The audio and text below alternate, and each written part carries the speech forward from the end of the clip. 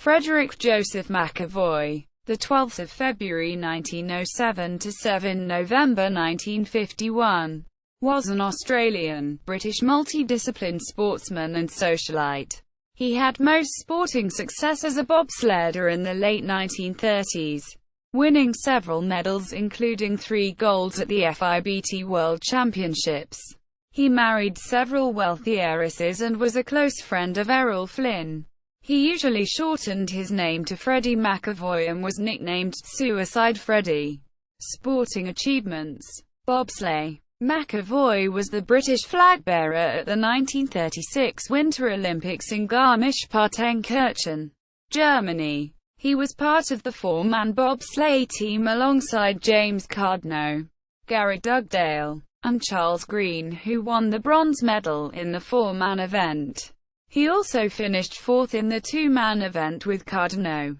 At the FIBT World Championships in 1937 he realized greater success in the sport, partnering Byron Black for the 2-man at Cortina d'Ampezzo, Italy. He achieved his first gold medal. He teamed up with Black, Olympic teammate Charles Green, and David Looker in the 4-man, again winning the gold medal. At the same event in 1938, 3 of the 4-man riders returned to defend their title. Chris McIntosh replaced Byron Black and the team once again won the gold medal. In the 2-man race, Charles Green partnered McEvoy and the pair won the silver medal. Both men partnered again the following year and, alongside 2 new teammates, won silver in the 4-man event at Cortina d'Ampezzo. Motor racing: McEvoy came 6th in the 1936 Vanderbilt Cup, racing a Maserati along the 300-mile course, considered by European road veterans to be probably the most severe test for man and car in the world. That same year he entered 8 European races, usually driving a Maserati 6cm.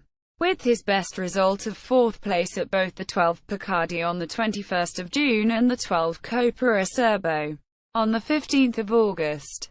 Other activities: in 1943, McEvoy lived in Hollywood and was able to make uncredited appearances in 2 films.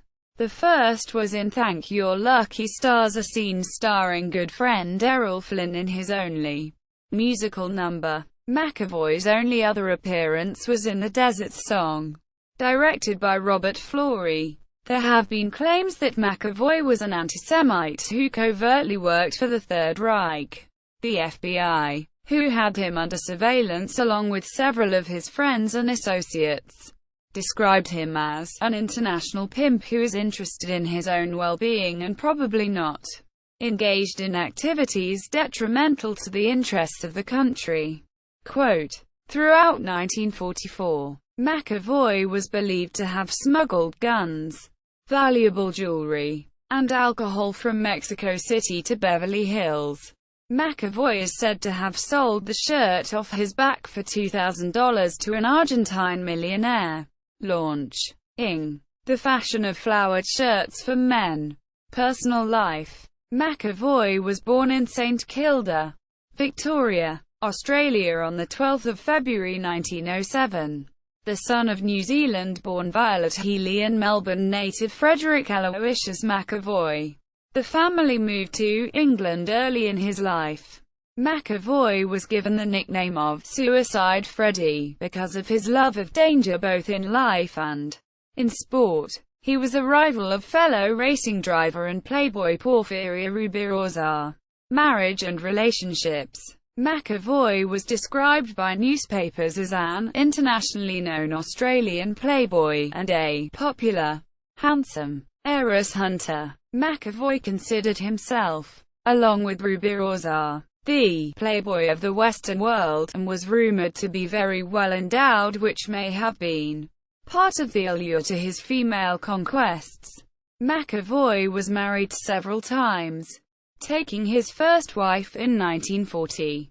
Beatrice Cartwright, a member of Pratt family and heir to a fortune from Standard Oil, was twice his age and had lived with McEvoy for several years before their marriage. The union did not last. and in 1942 Cartwright accused McEvoy of being unfaithful with 3 well-known society women. The divorce was granted on the grounds of misconduct. McEvoy was not present for the decision as he was embroiled in a statutory rape case that had been opened against close friend Errol Flynn. 17-year-old Betty Hansen had accused Flynn of committing the offense during a party at McEvoy's Bel Air home. But McEvoy continued to publicly defend Flynn. In February 1943, McEvoy married Irene Margaret Wrightsman, the daughter of Charles B. Wrightsman, the president of Standard Oil of Kansas. Wrightsman was 18 at the time of their wedding, nearly half his age. Wrightsman was disinherited by her father after she eloped, and the marriage lasted just 2 years. In 1945 he met Barbara Hutton, another wealthy heiress who had just divorced third husband Cary Grant.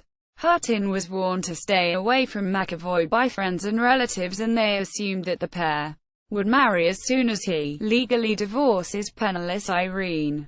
The couple were never wed, though Hutton bought a chalet at a ski resort in Franconia, New Hampshire, and they lived together for a time.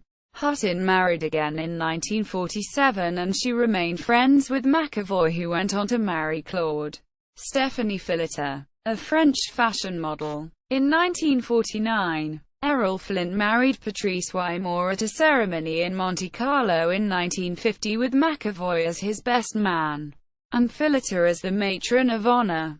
At the time, McEvoy was said to have been living in Cannes aboard his schooner Black Joke. Death. McEvoy, his wife, and several others were sailing from Tangier to the Bahamas on his 104-ton schooner, Kangaroo, on 7 November 1951. Just off the coast of Morocco, a storm wrecked the ship and McEvoy swam to shore to look for help, leaving Claude Stephanie afloat on the mast. He was unable to find any assistance and returned to his wife. The pair tried to swim back to land, but the waves were too strong. Their bodies and those of 4 others were discovered the following day. One of the 3 survivors gave the name of Walter Praxmara but was identified as Manfred Lenther, an Austrian man charged with murdering a woman in Berlin in 1945. Frederick McEvoy at the Internet Movie Database.